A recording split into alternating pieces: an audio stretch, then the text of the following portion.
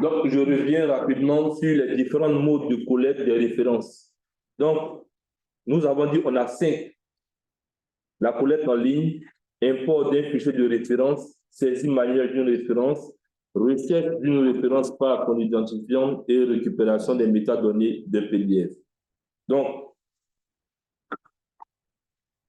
quand nous allons au niveau de notre collecte en ligne, en fonction du navigateur que nous allons utiliser et en fonction du moteur de recherche ou bien de la base de données, nous allons mettre nos différents critères, c'est-à-dire nos mots-clés. Donc, souvent, je mets analyse multi-critères, ça, je mets ça en parenthèse. N'oubliez pas, ce sont des parenthèses anglais. Donc, c'est les griffes là, les guillemets au moins, voilà, guillemets anglais. Donc, on a dit les griffes, ça permet de faire quoi? Dans une recherche.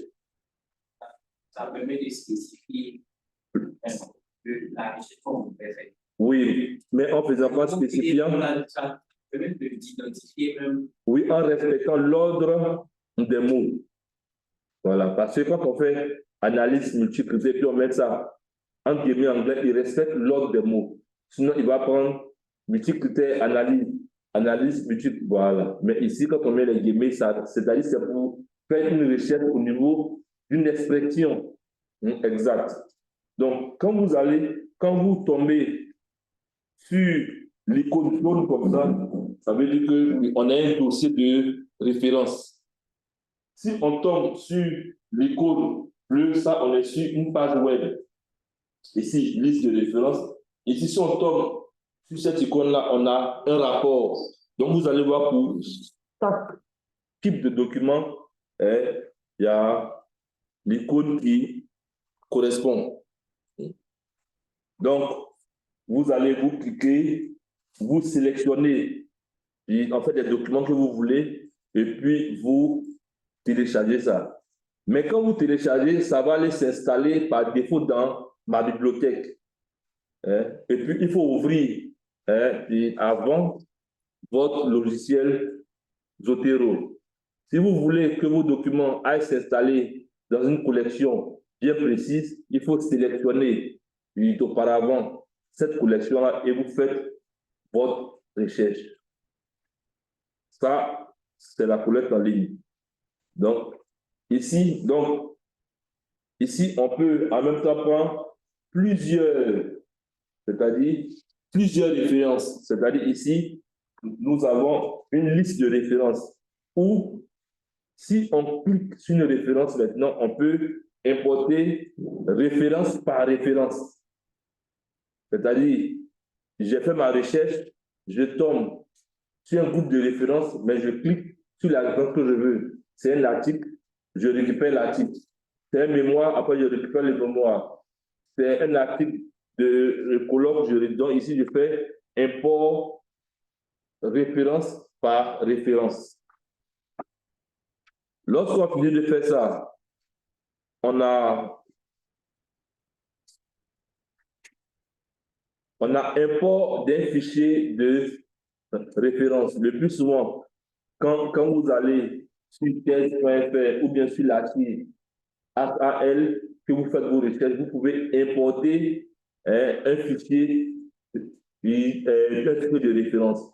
Maintenant, quand vous importez un fichier de référence ici, donc vous avez ici, exporter les résultats. Donc, si je fais la recherche ici, j'ai retrouvé 6 thèses qui correspondent à l'équation de recherche. Donc, quand je vais exporter les références de ces 6 thèses-là.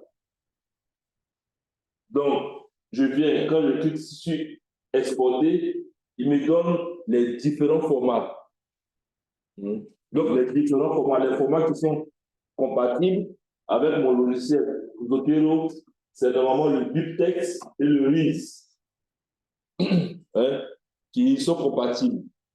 Donc, je sélectionne entre ces deux-là et quand je clique, avant, on cherchait à aller où ils s'enregistrent, mais maintenant, automatiquement, ils s'enregistrent dans dossier téléchargement. Donc, il va s'enregistrer là-bas. Maintenant, quand vous voulez l'appeler sur Zotero, vous faites double clic et il demande de m'installer directement sur le logiciel. Vous dites oui. Mais vous allez voir que pour EndNote là, quand vous allez dans l'activité que je vais donner là, quand vous allez faire double clic sur le logiciel, lui ne va pas répondre. Donc, il faut aller le chercher manuellement. Donc, il faut aller dans Exporter. Exporter, importer, et puis vous recherchez le document. Donc, il faut aller dans Exporter et puis vous appelez le document. Maintenant, ici, nous avons la saisie manuelle. Donc, pour la saisie manuelle, on va au niveau de la barre d'outils. On avait dit qu'il y avait 4 groupes. Hein? Il y avait 4 groupes. Il y avait 4 groupes d'outils. Donc, il y avait le premier groupe d'outils, c'était groupe et bibliothèque. Il y avait l'outil ajout et gestion, l'outil recherche et l'outil affichage et synchronisation. Ici, vous prenez l'icône nouveau document. Vous cliquez sur nouveau document. Quand vous cliquez sur nouveau document, il va vous demander quel type de document vous voulez. Donc, il faut spécifier. C'est un article, c'est un mémoire, c'est un livre. Voilà. Je vous ai dit, lorsque c'est un mémoire, que ce soit thèse, master, tout et tout, ici, on prend thèse. Voilà. Donc, on spécifie. Et puis, on va maintenant remplir pour chaque champ. Si c'est une thèse, on va mettre le titre de la thèse, tout et tout. Maintenant, arrivé la partie mémoire thèse, là, on va mettre mémoire de master ou bien thèse de doctorat. Voilà, il faut bien spécifier. Et on n'a pas besoin d'enregistrer. Une fois que c'est saisi, il automatiquement s'enregistrer. Lorsqu'on fait la recherche d'une référence par son identifiant, on ouvre l'article, on voit l'identifiant, on fait copier et on vient le coller ici. Copier, genre CTRL-C, coller, CTRL-V, c'est ça bien. Voilà. Copier, coller. Maintenant, au niveau de la récupération des métadonnées, on crée un dossier et on prend les fichiers PDF là. On fait glisser, déposer. Normalement, si vous avez déjà activé la récupération automatique, lui va chercher automatiquement. Ou bien vous pouvez faire clic contextuel, récupération des métadonnées d'un PDF. S'il n'arrive pas à bien récupérer, vous savez ce que vous devez faire. Voilà. Ici, glisser, déposer, et puis. Donc, ça, c'est penser toujours à vérifier les références au pays et à compléter le cas échéant les champs incomplets ou bien corriger ceux qui sont mal remplis. Si vous n'avez pas. Donc, au niveau de la gestion maintenant des références, c'est-à-dire vous avez collecté plusieurs références. Vous pouvez maintenant affichage et tri des références. Vous voyez ici, dans la colonne centrale, ici, le plus dans la colonne centrale, c'est référencé par le titre, le créateur, le type de document et puis date. Si vous voulez ajouter d'autres champs, vous voulez ajouter d'autres champs, vous venez, vous cliquez ici. Vous pouvez cliquer ici et puis vous pouvez modifier les champs au niveau de la colonne centrale. Donc, si vous voulez ajouter des champs, voilà, vous pouvez. Donc, si vous voulez faire des modifications au niveau genre des références, il n'y a pas de souci. Si au niveau des auteurs, vous faites le plus pour ajouter encore un auteur, ou le moins, pour enlever un auteur, ou bien vous complétez, vous supprimez, voilà, vous faites. Je vous ai dit qu'on doit avoir tout en minuscule, c'est mieux. N'écrivez pas en majuscule. Donc ici, donc vous voyez comment on crée une collection, comment on crée une sous-collection, comment on peut renommer la collection, comment on peut supprimer la collection. C'est-à-dire souvent, si je supprime la collection, je ne supprime pas les documents qui sont dans la collection. Je supprime seulement le nom du dossier.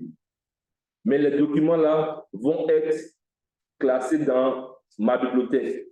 Pour supprimer la collection et les références, il faut supprimer la collection et ses documents. Donc, quand vous regardez, vous allez voir. On peut déplacer aussi les références. Vous avez vu comment j'ai déplacé les références. Voilà. Donc, pour les doublons, je pense qu'on appelle l'exemple de doublons. On a vu parce que lorsque on récupère automatiquement les références, on peut aller chercher la même référence là, au niveau de plusieurs d'autres, c'est un catalogue, là-bas c'est un moteur de recherche, et pour la même référence, on a au moins différents doublons. Après, il faut les combiner, et puis il faut choisir celle qui a la plus bonne, on va dire. Donc, gestion des collègues, bon, ça c'est avant, mais maintenant, avec ces options, on n'a plus besoin de faire ça. On va supprimer ça. Très bon aussi de distinguer visuellement des références à l'aide des marqueurs. C'est-à-dire, vous avez vos mots-clés. Peut-être vous avez 3 mots-clés comme ça. Et vous voulez distinguer les différents articles en fonction des mots-clés. Donc, vous allez directement sur le mot-clé, vous faites clic contextuel, attribuez une couleur, et puis vous allez voir que tous les articles qui ont ce mot-clé-là auront soit la couleur jaune. Tous les articles qui ont le mot-clé peut-être comme télédétection LIDAR auront peut-être ici rouge. Et ça vous permet de visualiser. C'est-à-dire, quand vous avez votre document, vous savez que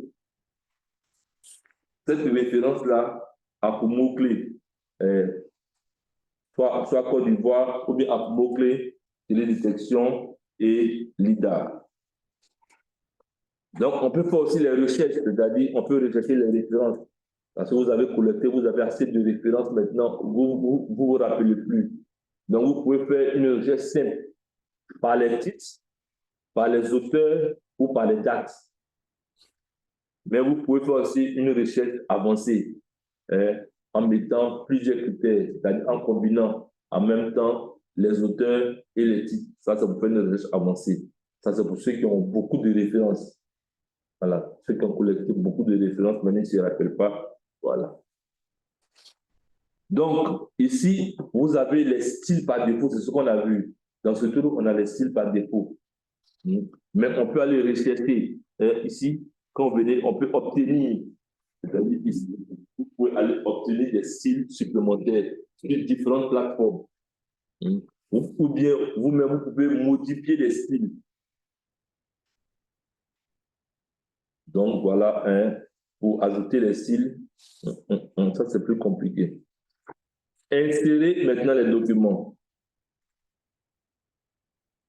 Ici, la première partie, j'ai mis insérer des références par glisser, déposer dans un document test, citation rapide. Ça veut dire quoi? Ici, je sélectionne dans mon logiciel Zotero plusieurs références. Donc, je sélectionne comme on sélectionne habituellement. J'ouvre aussi un fichier Word. Ça va? Et je fais, quand je sélectionne, je fais glisser, déposer. Donc, vous allez voir plus tard ici, il va mettre seulement, il va lister les références ici. Ici, il va lister les références en fonction du style que vous avez prédéfini. Donc, ça, c'est pour produire une bibliographie. Quand on produit une bibliographie de manière rapide. Donc, on peut le faire par glisser, déposer. Ou bien, on peut créer une bibliographie à partir d'une sélection dans la bibliothèque. Ça veut dire, je sélectionne, je viens créer une bibliothèque à partir de la collection et je suis les étapes. Ici, va me demander mode de création, bibliographie. Mode ici enregistré en format RTF. Et à la fin, vous allez avoir un fichier Word. Voilà. Mais ce qui nous intéresse ici, c'est l'utilisation de Zotero avec le logiciel Word. Donc, ici, avec le logiciel Word, on a plusieurs critères, citer, tout et tout. Donc, on va les mettre ici. Lorsqu'on utilise Zotero, on veut faire une citation simple. Lorsqu'on veut faire une citation simple, on vient se placer là où on veut faire la citation, espace, on vient add citation, c'est pas ça, on clique sur add citation, et puis à l'intérieur maintenant, on recherche l'auteur qu'on veut citer. Si on connaît son nom, on met directement son nom. Si c'est la date, on met la date. Ou bien, on peut aller dans ce qu'on appelle vue classique. Lorsqu'on est dans vue classique, maintenant, ici, on a cette fenêtre-là, et puis on peut choisir facilement. On peut choisir facilement. Donc, on a trouvé ici l'auteur, on peut entrer et directement, ça, voilà, on n'a pas de souci. Insérer, donc on a la première solution. On peut insérer aussi plusieurs auteurs. Mais comme j'ai dit, lorsqu'on veut insérer plusieurs auteurs, il faut respecter la règle. La règle, c'est qu'on cite des auteurs, c'est-à-dire plusieurs auteurs dans une même parenthèse, puis on doit les citer des plus anciens aux plus récents. Or, notre logiciel, lui, par défaut, il va les ranger par ordre alphabétique. Donc, nous, comme ce n'est pas par ordre alphabétique qu'on veut, on va aller dans vue classique, on va aller dans sources multiples. Lorsque nous sommes dans sources multiples, on va ici, souvent par défaut, c'est lier les sources automatiquement. Mais ici, on va désactiver. Donc, on va aller dans... Donc, on va d'abord dans vue classique. Vue classique, on clique sur sources multiples. Sources multiples, on désactive ici. Et maintenant, on va ajouter maintenant. Voilà. On ajoute, et maintenant, on peut ajouter par ordre. Des plus anciens aux plus récents. Voilà. Et maintenant, à la fin, la partie où on a mis référence bibliographique, à cette partie-là, maintenant, on clique et puis on insère notre bibliographie. On insère toute notre bibliographie maintenant. Voilà. Une fois qu'on a fini de faire ça, on peut changer de style. Si on dit de choisir tel style, on met tel style en même temps. Lui s'adapte en même temps. On n'a plus besoin de saisir quelque chose encore. Donc, de modification d'une citation insérée dans le texte, je veux quoi? Lorsque vous modifiez, c'est-à-dire, lorsqu'il y a une citation que vous avez déjà utilisée dans le texte, lorsque vous modifiez la citation, et puis vous arrivez sur Word, et puis vous faites actualiser, automatiquement, ça met à jour. Si c'était une erreur au niveau de la date ou bien sur le nom d'un auteur et que vous modifiez dans Zotero, dans Word, là, on fait rafraîchir, en même temps, il prend en compte la modification là. Parce que votre document Word et puis votre logiciel Zotero sont liés. Donc, lorsqu'il y a une modification, lui, il prend ça en compte directement. Supprimer une citation, et voilà. Donc, pour supprimer, c'est simple. C'est comme on supprime indirectement tout et tout. Donc, ce que j'ai dit, n'oubliez pas que pour les citations avec Zotero, ce sont des citations indirectes. Lui fait la citation, il met toutes ces citations-là en parenthèse. Maintenant, si vous voulez faire des citations directes où on met dans les travaux de temps, vous faites la citation en parenthèse et à la fin, vous modifiez. Et à la fin, vous modifiez. Voilà. Ici, on va lire rapidement. Structure et règles de rédaction du mémoire de master. Donc, on sait tous que le mémoire de master, c'est un mémoire pour vous initier déjà la recherche, pour voir est-ce que vous maîtrisez un problème, est-ce que vous êtes outillé, est-ce que vous avez suivi une méthodologie. Donc, ici, le plus souvent, on a la page de couverture. Donc, il faut bien respecter la couleur, le nom, parce que vous faites des erreurs sur le nom de l'enseignant, peut-être son grade, comme on appelle. Donc, ici, on doit voir, au niveau de la page de couverture, on doit avoir, le plus souvent, on a le logo du CULAC, de l'UFR, et puis de, voilà, et puis de l'université. De l'université.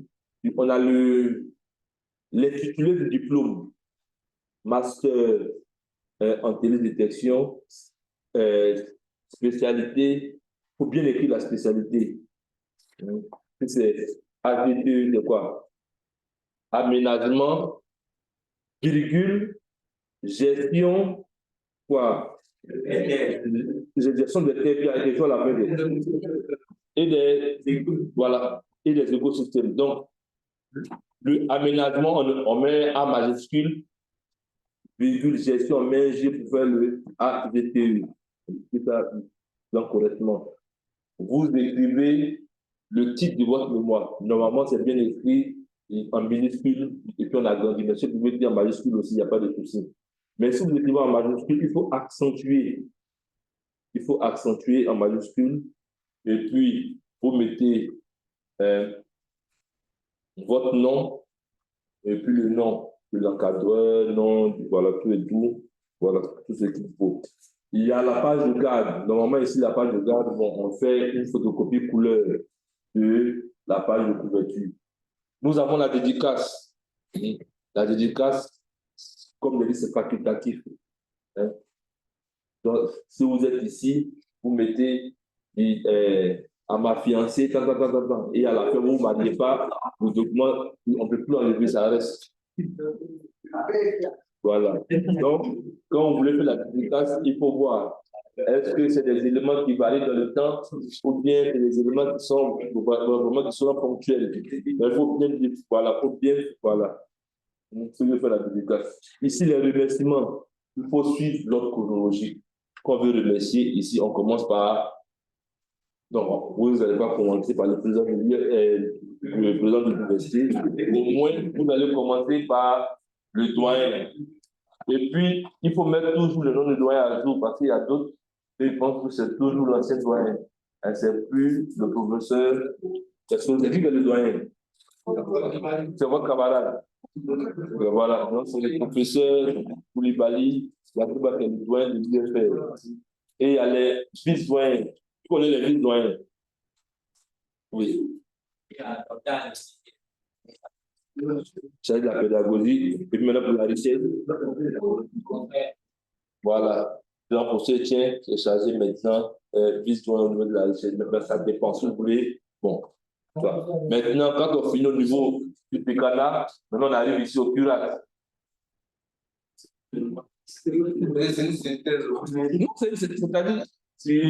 Non, au niveau du PKNA, on peut, c'est pas on peut. Donc on remercie d'abord, voilà, le doyen, et si vous voyez les vices, voilà, et services, si peut-être vous avez quelques activités, voilà, ici service. Après, on vient remercier ici la direction du CURAC.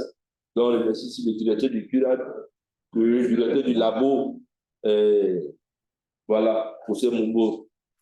L'article, et maintenant, vous remerciez maintenant votre encadreur, superviseur, et puis si vous voulez, puis après, les enseignants.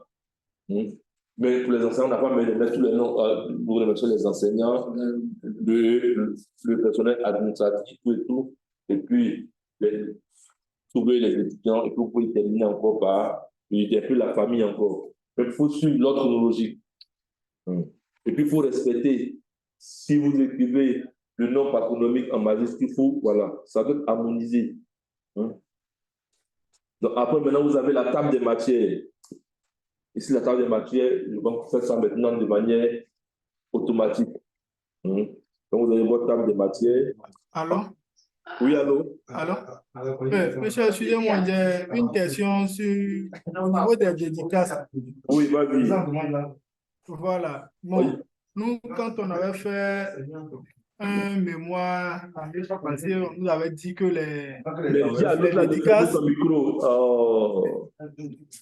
Allô? Qui attend? Allô? Oui, allô? Il y a un qui. Oui, oui. Oui, allô? Oui, allô? Voilà. Parce qu'on nous avait dit, bon, les dédicaces étaient faites aux personnes qui n'étaient plus de ce monde. Bon, tout à l'heure, il y a que, voilà, les personnes décédées, c'est à ces personnes-là qu'on peut faire des dédicaces. Et les remerciements sont les personnes qui nous ont aidés, voilà, qui ont été pour quelque chose dans le parcours de notre master. C'est-à-dire pour la rédaction. Pour ceux qui ne sont plus là et puis maintenant les. Voilà, les remerciements pour ceux qui ont apporté quelque chose, c'est-à-dire une aide quelconque dans la rédaction ou bien dans la scolarité. Voilà. Bon, aussi. Tout à l'heure, il y a cru entendre qu'on peut aussi dédier, ce que vous venez de dire, on peut dédier aussi à des personnes vivantes. Bon, ça me paraît un peu. Voilà, ici, on n'est pas assez sur là. Sinon, normalement, on dit les dédicaces, c'est pour des personnes qui ne sont plus là. Voilà, donc c'est pourquoi on fait cette dédicace-là. Et puis après, maintenant, les remerciements, c'est pour ceux qui sont. Mais ici, on n'est pas trop regardant sur ça. Donc, on peut faire des dédicaces, puis il y a des personnes qui sont vivantes. Voilà. C'est bon? Ok, c'est compris, monsieur. Merci. Voilà, super, voilà. Maintenant, au niveau des remerciements, il faut suivre d'abord l'hierarchie là. Voilà, du doyen de l'UFR, en passant par la direction du CURAC et puis maintenant votre directeur de mémoire. Et puis après, dans les enseignants, PAT, vos amis étudiants, et puis si vous voulez vous arrêter là. Donc après ça, on a la table des matières qui comprend liste des figures, liste des tableaux, liste des abréviations. Maintenant, au niveau des abréviations, vous savez que ça a évolué. Quand on dit ODD, on ne dit pas O point D, non, non. Maintenant, on ne met plus les points comme ça. Même l'abréviation UNESCO, c'est passé comme un mot, c'est le U seulement qu'on met en majuscule, et puis le reste, c'est en minuscule. Donc, vous voyez un peu au niveau des abréviations. Et après, vous avez le résumé et puis l'abstrait. Donc, on dit le plus souvent, le résumé est structuré en 4 grandes parties, en 4 grandes articulations. De quoi le sujet parle? Dans le sujet, il était question, c'est-à-dire on donne l'objectif. L'objectif était de cartographier, comme on a cartographié, à l'aide des données, et puis de la méthode, on donne les résultats significatifs et on donne l'impact du travail, c'est-à-dire votre travail là, l'impact au niveau de la science, l'impact au niveau social, si on peut. Mais il faut toujours donner au moins un impact. Un impact. Donc voici. Et le résumé doit, comme on dit, doit être vraiment connecté au titre et il ne doit pas excéder plus de 300 mots, c'est-à-dire au moins doit tenir sur une page. Sur une page. On ne peut pas avoir le résumé sur 2 pages. Voilà. C'est bon? C'est une question. Il est l'heure. Vas-y. Concernant le résumé, en fait, Le résumé, à cette soutenance, on dit que le résumé doit suivre dès qu'on finit le titre. Parce que la première chose qu'on voit, le résumé avant le travail, d'autres aussi, que cela aide après. Oui, mais je te dis quoi ici? Ici, nous, le résumé là, quand on fait la table des matières là, on tombe sur le résumé plus sur l'abstrait. Mais maintenant, après le résumé, l'abstrait maintenant, on tombe maintenant sur l'introduction générale. Voilà, ici, on tombe sur l'introduction générale. Donc, l'introduction générale, ça va revenir là-dessus au dernier coup. Donc, on dit qu'il doit situer le problème. Donc, comme je dis, il y a la différence entre la problématique et le problème. Donc, vous devez situer votre problème, mais dans une problématique aussi. Donc, exposer l'état de la recherche sur votre sujet. C'est ici, cette question, on a besoin d'un auteur qui ont travaillé. On ne peut pas concevoir une introduction avec seulement 2-3 citations d'auteurs, non. C'est au niveau de l'introduction, parce que vous allez exposer au moins un peu l'état de la recherche qui est fait au niveau de votre problème. Et ici aussi, il faut faire ressortir la nécessité de votre sujet, c'est-à-dire pourquoi on doit faire une recherche complémentaire ou supplémentaire sur ce problème-là. Parce que peut-être d'autres ont touché ce problème-là avec tel type de données, avec telle méthode. Maintenant, avec le développement de l'informatique et tout, maintenant, on veut toucher maintenant ce problème-là avec telle approche. Donc, à la fin, il faut donner l'objectif général et les objectifs spécifiques, ce qu'on appelle les objectifs opérationnels. Et après, il faut donner, comme, bon, ça c'est une copie, la structure du mémoire. Donc, après ça, maintenant, on a les 3 parties, genre classiques. Donc, la première partie, c'est la généralité. La deuxième partie, bon, la première partie, la généralité ou la théorie. La deuxième partie, c'est la pratique. Et la troisième partie, c'est les résultats. Donc, quand on parle de partie, si vous structurez en partie, ça veut dire qu'au moins, dans chaque partie, on doit avoir au moins 2 chapitres. On ne peut pas avoir une partie et un seul chapitre. Donc, il faut savoir structurer. Donc, nous, ici, le plus souvent, le premier chapitre, on présente la zone d'étude. Puis le deuxième chapitre, c'est notion, concept, état de l'art, tout ce que vous voulez. Pour pouvoir mieux comprendre votre sujet. Mais ces 2 parties-là, on peut les changer dans la notion et le concept peut venir en première position et puis les autres, voilà. Donc, ça dépend, ça. Et aussi, dans la pratique. Donc, en la pratique, ici, on a le matériel d'étude et la méthodologie. Le matériel d'étude, ici, à ce niveau-là, vous allez présenter vos données. C'est bien de structurer. Données satellitaires, données météorologiques, données cartographiques, tout et tout. Et puis, il faut donner les caractéristiques de vos données. Ça quelle part de temps où vous avez pris ces données-là, vous avez les sources. Et si vous devez faire une carte pour localiser les différents points où vous avez eu ces données-là, parce que si on prend le cas des données pluviométriques, vous dites que dans ma zone d'étude, je travaille avec sur 6 stations. Faites une carte qui nous montre la localisation de ces 6 stations-là. Si vous dites que vous avez utilisé peut-être 4 scènes pour pouvoir, quoi là même là, pour la couverture de votre zone d'étude, c'est bien de faire une image qui montre au moins ces 4 scènes-là avec les différents recouvrements. Là, on voit vraiment. Et au niveau aussi maintenant de la méthodologie, normalement, la méthodologie est toujours rédigée en fonction des outils spécifiques. Parce que, premièrement, que si vous avez dit que je vais faire la cartographie à l'aide de telles données.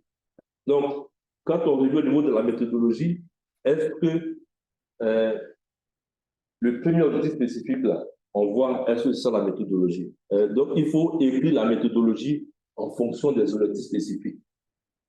Vous voyez un peu. Il faut écrire la méthodologie en fonction des objectifs spécifiques. Parce que pour chaque objectif spécifique, normalement, il y a une méthodologie. Voilà. Oui. Je suis dans la partie du chapitre 2. Là, le procès de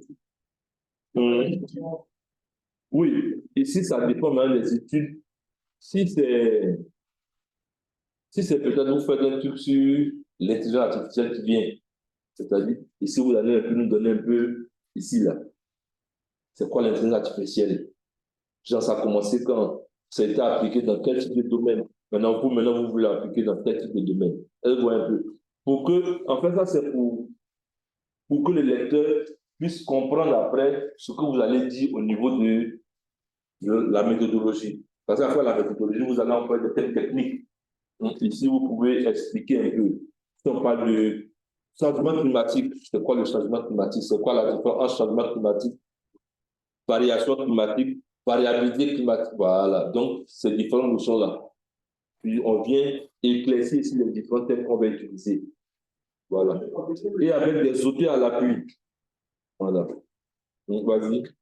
je veux savoir, c'est après cette technologie qu'on parle de Non. Ici, en fait, on fait déjà la problématique, on fait déjà la problématique au niveau de l'introduction. Puis, on donne les grandes lignes, en fait, dans l'introduction générale, là. Vous voyez un peu. On donne les grandes lignes. Maintenant, on revient ici maintenant pour spécifier certaines notions, en fait. Voilà. C'est pas comme vous voyez dans d'autres, peut-être on lève tout et tout, ou ça après ce chapitre-là que maintenant on veut faire non. On vient. Et ce chapitre-là, c'est pour juste, si vous utilisez peut-être un modèle qui est récent, vous utilisez un modèle, je pense vous utilisez un modèle hydrologique, mais hydrogéologique. Donc, ici, vous allez parler de l'utilité de la modélisation hydrologique. Et vous allez citer des modèles, lui, il tel modèle, tout. Mais ici, vous allez justifier ici pourquoi vous utilisez tel modèle pour votre étude. Maintenant, quand on passe maintenant au niveau de la méthodologie, vous n'avez plus besoin de vous justifier là-bas. Vous dites, c'est ce modèle-là que j'ai utilisé. Maintenant, vous montrez comment ce modèle-là, comment on appelle ça, là, évolue. Comment vous avez utilisé ce modèle-là. Parce que vous avez déjà ici parlé de la modélisation, la justification du choix. Pourquoi vous avez choisi ce modèle-là? En fait, ma préoccupation, c'est qu'il n'y a pas de chapitre, il n'y a pas de type de sous-titre pour la mettre problématique, pour la développer. Non. C'est-à-dire, en fait, la problématique va rentrer ici. La problématique sera avant, c'est-à-dire ici, la problématique sera avant l'objectif général. Vous voyez un peu. C'est-à-dire, ici, quand on situe le problème, normalement, on parle contexte, on parle d'un contexte général d'abord. Si on parle de l'eau, bien si on parle de la forêt, on rentre un peu dans les ODD, agenda 23, bien agenda 400, on situe ça un peu. Maintenant, vous prenez une problématique qui peut être, qui peut être la déforestation ou bien le réchauffement climatique. Maintenant, vous, votre problème là, ce que vous allez étudier là, doit faire partie d'une problématique. Donc, vous allez bien expliquer ce contexte-là avec auteur à l'appui. Et au fur et à mesure, maintenant, vous allez dire pourquoi vous voulez maintenant faire cette étude-là. Tout ça, c'est dans l'introduction. Voilà. Ça, c'est dans l'introduction. Donc, normalement, l'introduction ne doit pas excéder, bon, on dit souvent, au maximum 2 pages ou 2 pages et demie. Voilà. Alors, on va finir. Donc, première partie, généralité. La généralité, c'est la théorie. Vous savez, la théorie, là, c'est tout ce que vous allez faire comme recherche bibliographique. Parce que ce n'est pas vous, ça, tout ce que vous allez faire comme recherche bibliographique. Tout ce que vous allez dire ici, là, c'est-à-dire c'est de la documentation, recherche bibliographique, tout et tout. Maintenant, ici, la pratique, c'est vous-même ce que vous allez faire. Là. Voilà. J'ai pris tel type de données. Voilà. Ici, vous allez citer. Maintenant, au niveau des logiciels que vous allez utiliser, si c'est des programmes, si c'est des codes, tout et tout. Après, ici, les différentes méthodes en fonction des objectifs spécifiques. Voilà. Vous allez bien expliquer ici. Pour que si un autre étudiant qui est en M1, il voit ce sujet-là et puis lit votre mémoire, il peut être capable de reproduire ce que vous avez fait.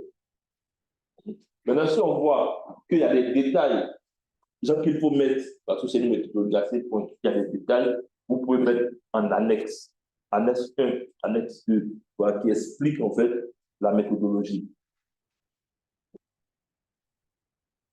Après, maintenant, vous avez vos résultats et discussions. Normalement, c'est bien. Bon, il y a d'autres au niveau de cette partie-là, ils font chapitre, résultat, chapitre, discussion.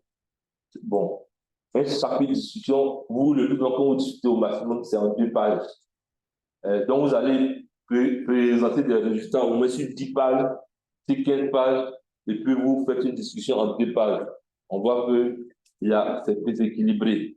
Donc, c'est bien. On présente en même temps les résultats, en même temps les discute. On présente les résultats, on les discute. Donc, ça dépend. Si on voit que, en fonction des objectifs spécifiques, si on va partir à d'autres objectifs spécifiques qui sont plus denses que d'autres.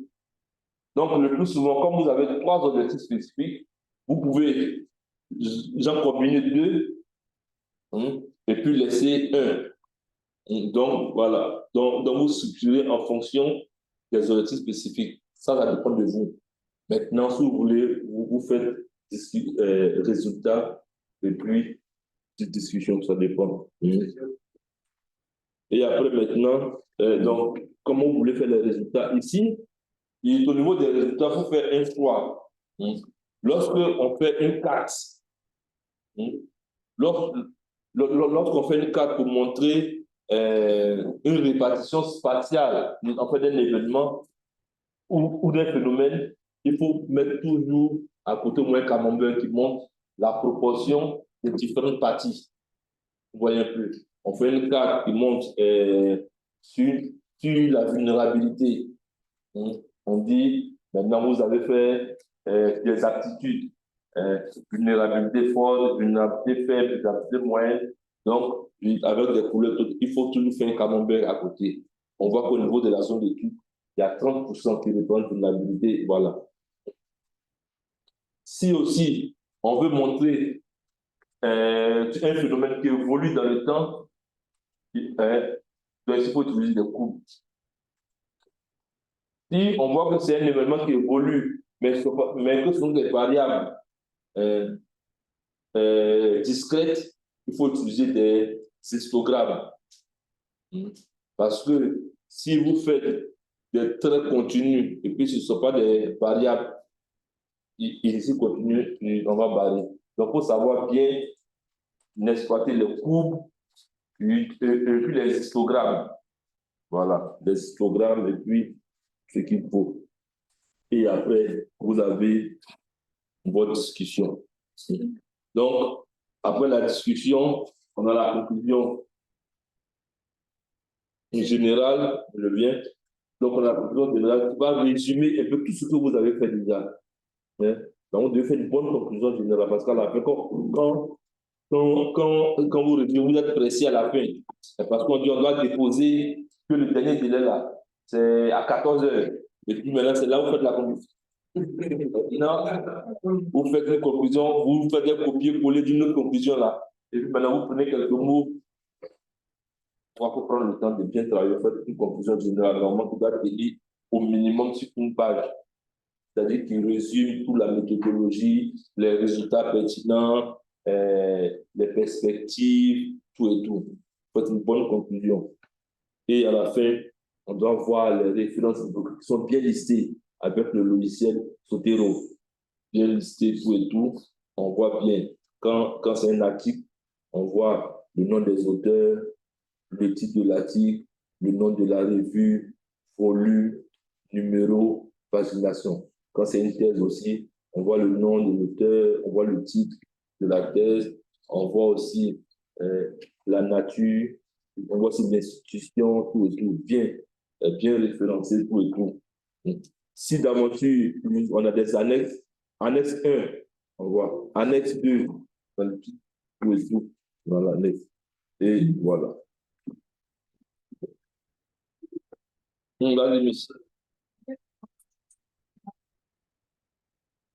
Vous allez avoir ce document-là. Vous allez avoir tout ce que je dis. Maintenant, le plus souvent, quand vous écrivez les chapitres, on vous demande de structurer et se limiter à 3 niveaux au maximum à l'intérieur d'un chapitre. Ça veut dire quoi? Il faut se limiter. Il y a d'autres, vous allez voir, ils vont faire. Bon, l'usage le plus souvent, c'est quand on fait le chapitre 1, après on met 1 pour dire que c'est le chapitre 1.1. Pour dire qu'on est dans le chapitre 1, bon, maintenant c'est un usage, ça dépend. Donc, 1.1, on écrit 1.1.1. 4, déjà c'est bon. À 3 niveaux pour s'arrêter. Premier niveau, deuxième, troisième niveau. Après, s'il y a des choses, maintenant on peut mettre des puces, ou bien des voilà. Donc vous allez mettre encore des numéros 1, 1, non. Voilà. Au moins à 3 niveaux, donc il faut structurer, donc il faut se limiter à 3 niveaux. Aussi, donc il faut savoir faire l'usage aussi dans du majuscule. Oui, il y a le petit majuscule que vous pouvez utiliser, c'est-à-dire le premier niveau, vous pouvez mettre en majuscule grand, bien sûr. Deuxième niveau, nous en petit majuscule. Et puis le troisième niveau, en minuscule grand. Donc ça dépend, voilà. C'est toi qui n'as pas petit majuscule. Tu vas voir. Va dans Word, il y a une partie, comme on appelle, petit majuscule là-bas. Oui. Non, laissez les petits à petits pélages. Mettez des points en même temps. Mettez des puces. Les petits A, les petits B, là, vous allez utiliser ça pour les figures. Lorsque vous avez une figure, il y a plusieurs sections là. Figure, un A, un B, voilà. Donc, aussi, bon, donc il y a la qualité du titre, on va revenir ici. Il y a les personnes. Donc, le plus souvent, on doit écrire à la forme passive. C'est ce que je dis. Donc, on écrit à la forme passive lorsqu'on fait une rédaction scientifique. Donc, la forme passive, c'est les prélèvements ont été effectués en octobre. Normalement, le octobre, on ne doit pas le mettre en majuscule. Ici, donc, le octobre, on ne doit pas. Quand on écrit, les mois, c'est en minuscule. Donc, les prélèvements ont été effectués en octobre. Parce que d'autres vont dire, j'ai effectué les prélèvements ou bien on a effectué. Non, il faut employer la forme passive. Si vous vous rappelez de vos cours de français, vous allez voir la forme passive. On dit quoi? C'est la forme qui est recommandée dans la rédaction scientifique et technique. C'est vrai qu'on peut utiliser souvent le nous, parce que lorsque vous faites un choix, ou bien tout, vous utilisez le nous, mais on ne doit pas voir un peu de ligne, nous. On sait que c'est toi qui as fait le travail. Donc, il faut prendre la forme passive. Aussi, les ponctuations. Je vous ai dit, lorsque donc les ponctuations, normalement, vous n'avez pas de petits dessus. Donc, 2 points, il y a toujours espace avant, espace arrière, les points virgules, les points de suspension, tout et tout. Et puis, n'oubliez pas, tout ce qui est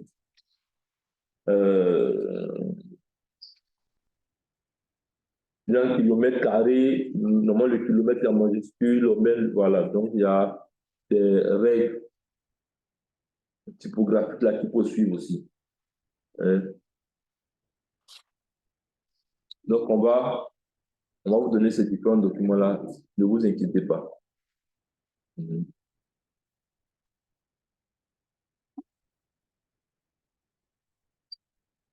Donc, normalement, quand vous rédigez, si vous voulez, la dernière chose, même quand on rédige, bon, c'est vrai que quand on fait un travail scientifique, vous allez commencer par,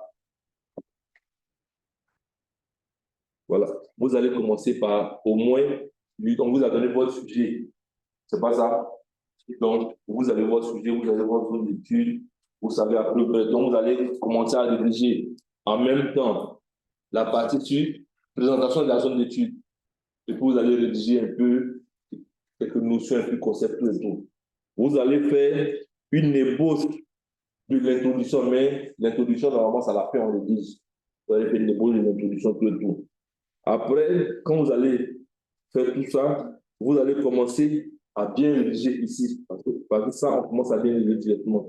Parce que ça, c'est les données même que vous avez utilisées. Donc, données d'études, une méthodologie, ça, c'est ce qu'il faut rédiger correctement. Quand on finit de rédiger ça, maintenant, en fonction des résultats qu'on a eus, vous allez présenter le plus souvent, c'est des schémas, c'est des figures. Ah, cette figure, est-ce qu'on doit présenter, est-ce qu'on ne doit pas présenter? Donc, vous allez organiser ici pour pouvoir bien présenter les résultats. En fonction de vos résultats maintenant, parce que le plus souvent, en fonction des résultats qu'on trouve, on va voir maintenant les objectifs opérationnels, là, les objectifs spécifiques. Est-ce qu'on doit les adapter?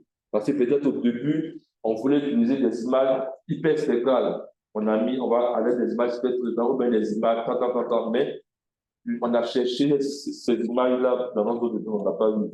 Ou bien on voulait employer. Donc finalement, ce que vous avez fait concrètement là, vous allez venir dire ça au niveau de l'introduction. Donc vous allez voir que quand on rédige, on finit de rédiger. C'est-à-dire, on finit de rédiger matériel et méthode.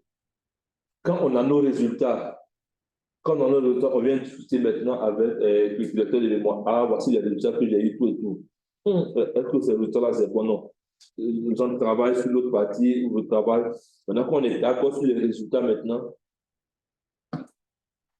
on va venir bien rédiger. On est d'accord sur le résultat. En temps ici, on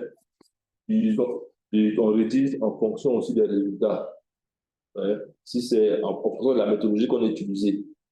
Maintenant, on va bien rédiger maintenant les résultats. On présente les résultats. Il faut bien présenter les résultats avec des notions statistiques. C'est-à-dire, en moyenne, dans notre zone d'études, avec valeur minimale, valeur maximale, une moyenne de temps, voilà, pour bien expliquer. Ici, on présente bien nos résultats, on finit de faire les résultats, on fait la discussion. Donc, on va discuter avec des travaux qui ont le même problème aussi, qui ont abordé les mêmes objectifs. Donc, on va discuter avec les résultats. Donc, on discute à partir des données, à partir de la méthodologie, mais on n'a pas peur de discuter. C'est pas parce que les résultats ne vont pas ensemble qu'on ne va pas discuter les résultats. Donc, il faut discuter vos résultats, et puis on fait la conclusion, tout et tout. Après, maintenant, on vient bien écrire notre introduction maintenant. On vient bien écrire notre introduction et on finit par le résumé. Il y a des questions? Ceux qui sont en ligne?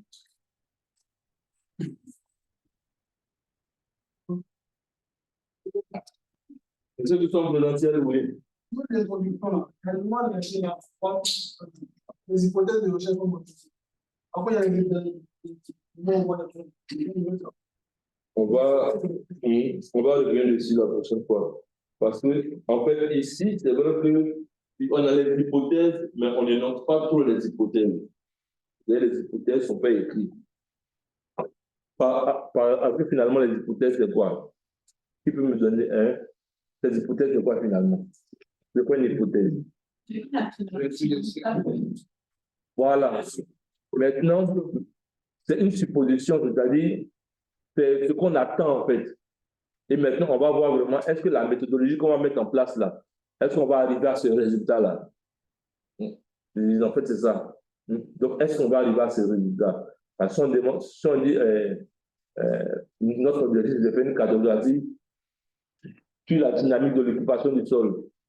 Donc, normalement, dans l'hypothèse qu'on a, on sait que peut-être maintenant, avec l'urbanisation, il y a beaucoup de zones forestières qui sont anthropisées maintenant. C'est vrai que, donc, en fait, c'est ce qui sous-entend, en fait, notre dynamique, c'est-à-dire on veut voir l'évolution dynamique de l'occupation du sol. Donc, on veut voir comment ça se passe. Donc, ça, c'est une hypothèse. Mais le plus souvent, nous, on n'écrit pas hypothèse, sans hypothèse comme en géographie ou bien. On ne note pas tous les hypothèses comme ça. Voilà. Mais on sait déjà. Voilà. Maintenant, c'est celui qui veut énoncer les hypothèses, il n'y a pas de souci aussi.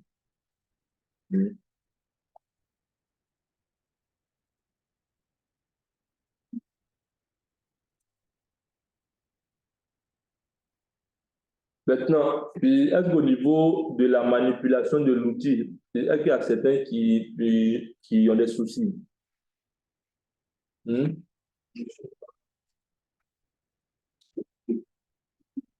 Au niveau de l'outil Zotero, est-ce qu'il y a certains qui ont des soucis, c'est-à-dire dans la collecte en ligne? Qui a des vues là-bas? Ça, c'est quel souci?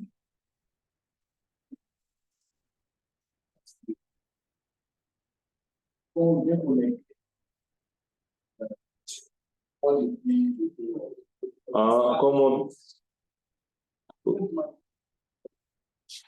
bien connecter votre logiciel Word depuis OK, Zotero, OK, d'accord.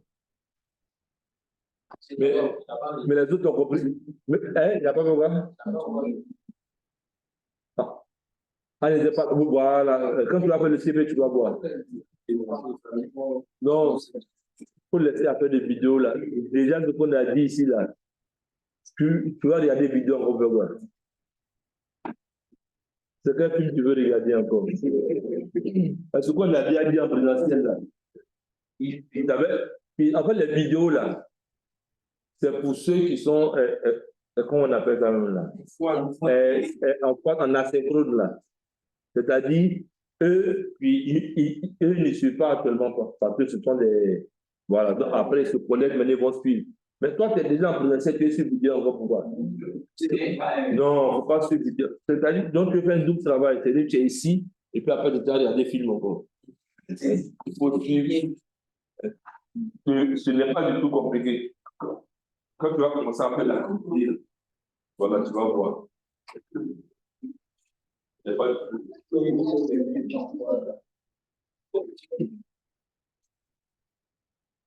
va mettre tout là.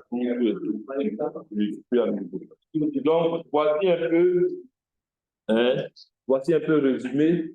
Et puis, je pense qu'on se voit on se voit le jeudi après-midi. Donc, le jeudi après-midi, c'est une séance importante.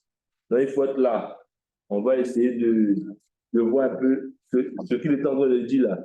C'est-à-dire les histoires de problématiques, hypothèses, puis on va parler un peu des différents, au niveau de la science. Puis on va donner quelques définitions. C'est quoi la recherche scientifique?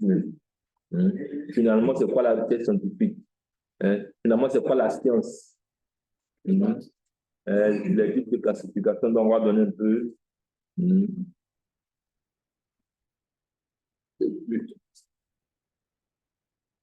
Donc, voici.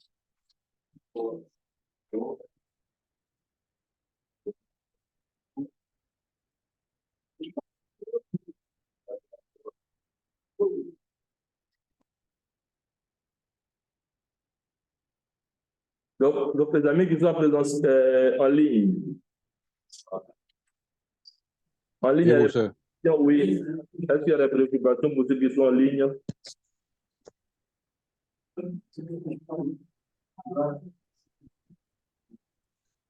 En ligne, ça va? Pour ça va, ça peut aller. Ok, d'accord. Donc, on se voit le jeudi après-midi. On se voit le jeudi. C'est bien compris, monsieur. Ok, d'accord. Allez, donc, commencez à travailler sur les activités. Commencez à travailler sur les activités. Vous avez 2 semaines pour travailler sur les activités. Voilà. Allez, donc on a jeudi prochain.